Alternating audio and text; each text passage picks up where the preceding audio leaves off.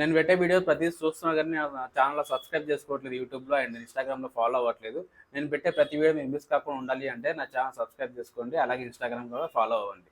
మనం లేట్ చేయకుండా నేను జరిగిన టాపిక్ గురించి మాట్లాడుకుందాం. నిన్న వచ్చేసి తనుజ వర్సెస్ ఇమాన్యుయల్, దివ్య వర్సెస్ సంజన గారు అండ్ కళ్యాణ్ వర్సెస్ పవన్. వీళ్ళలో ఎవరిది రైట్ అనిపించింది, ఎవరిది రాంగ్ అనిపించింది, అండ్ అలాగే వీళ్ళలో ఎవరు వీధి రౌడీలా బిహేవ్ చేశారని మీరు అనుకుంటున్నారో కామెంట్లో తెలియజేయండి. నీట్గా నిజాయితీగా నా ఒపీనియన్స్ మాత్రమే చెప్తా.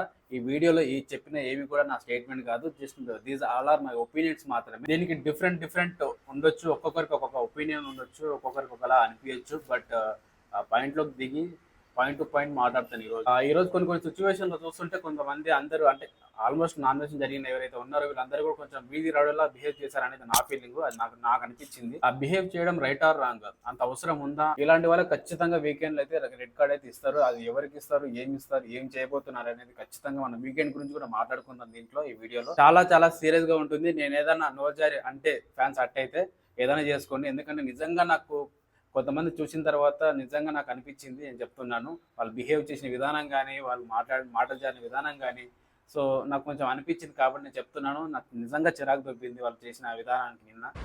సో ఇద్దరిలో డిమాండ్ పోందా, కళ్యాణ్ ఇద్దరిలో ఎవరు తప్పు ఉందని మీరు అనుకుంటున్నారో కింద కామెంట్ బాక్స్లో కామెంట్ చేయండి.